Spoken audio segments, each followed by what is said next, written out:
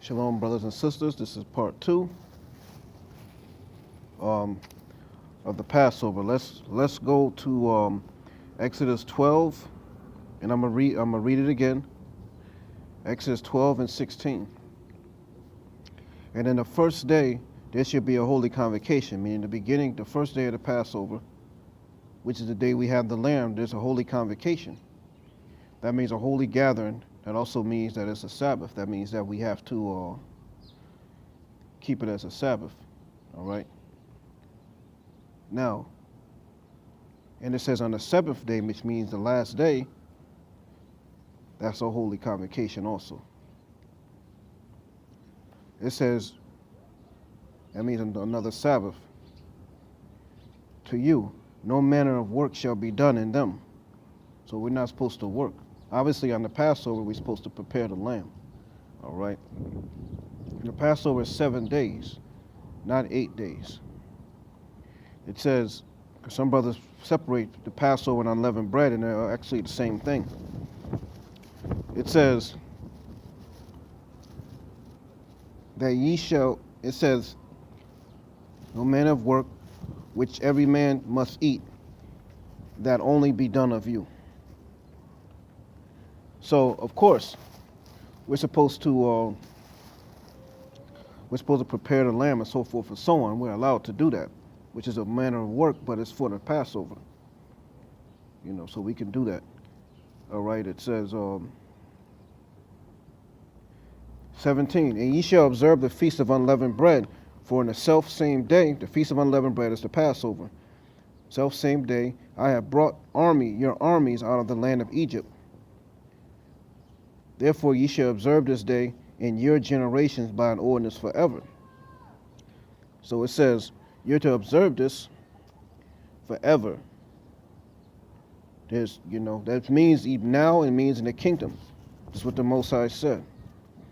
In the first month of the 14th day at your month, in the first month of the 14th day of the month at even. So the 14th day of the first month at what? At even, meaning that night. All right. Ye shall eat unleavened bread.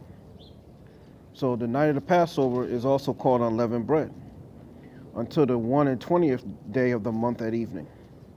So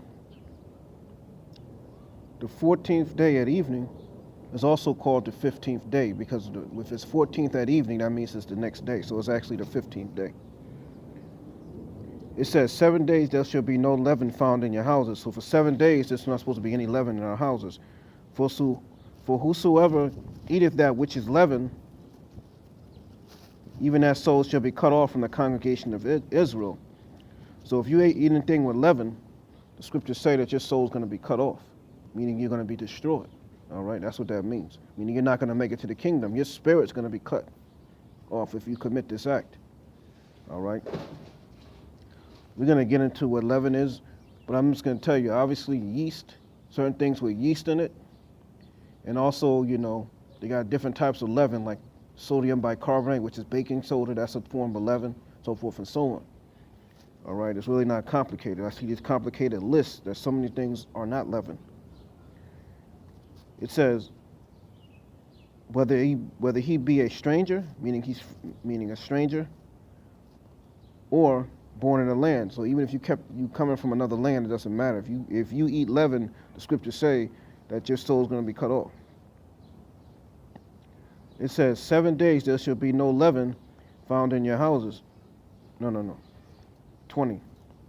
Exodus 12 and 20. Ye shall eat nothing leavened, and all your habitations ye shall eat unleavened bread. So we're not supposed to eat anything with leaven in it, not just yeast. Anything with leaven. You're not supposed to have any type of leavening in your houses, period. All right? So you shall eat unleavened bread. So we're supposed to eat bread that does not have leaven. All right? 7 days there shall be, 21. Then Moses called for all the elders of Israel and said unto them, which also showed you that we had elders in the congregation. And said unto them, draw out and take a lamb according to your families, and kill the Passover. So he told the elders to take a lamb and then kill the Passover, meaning kill the lamb. That's what it means. And ye shall take a bunch of hyssop. So there's a plant called hyssop. You're not supposed to just take any type of weed and then use that. No, it says hyssop specifically. And dip it in the blood that is in the basin. So here it is, we have a basin, and here it is, we killed the lamb, and we had a basin, and we took the hyssop and we dipped it in the basin. It says, and strike the lintel and the two side posts with the blood that is in the basin. So we're to take the hyssop and strike the two side posts and all around the doorway. That's for lack of a better word. And none of you shall go out of the door of his house until the morning. So we're not supposed to. So we was told to strike the blood around on the doorpost and stay inside that house in Egypt. All right, not to go back outside. All right. It says, for the Lord will pass through to smite the Egyptians.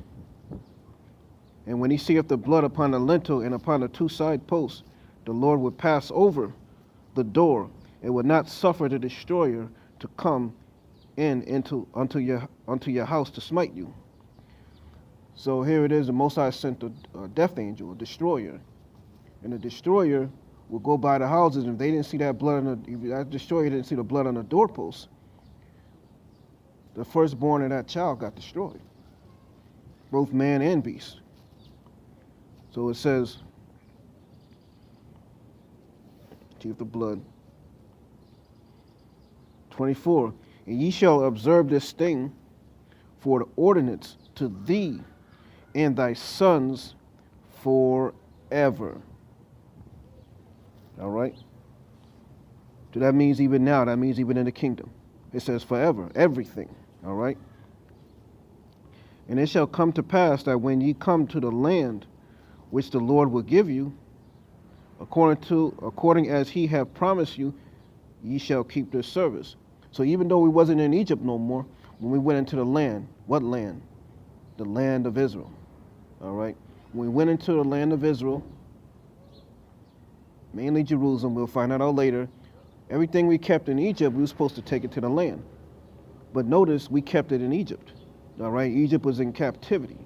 We kept it in captivity. So what? When we got into the land, we're to keep this service, meaning the Passover, in the land. And it shall come to pass when your children shall say unto you, what mean you by this service? Then ye shall say, it is the sacrifice of the Lord's Passover. So what is that lamb? That lamb is a sacrifice, not a Levitical sacrifice for sin or an atonement, but a sacrifice, a Passover sacrifice. All right? It's different. The Levitical priesthood wasn't even set up yet.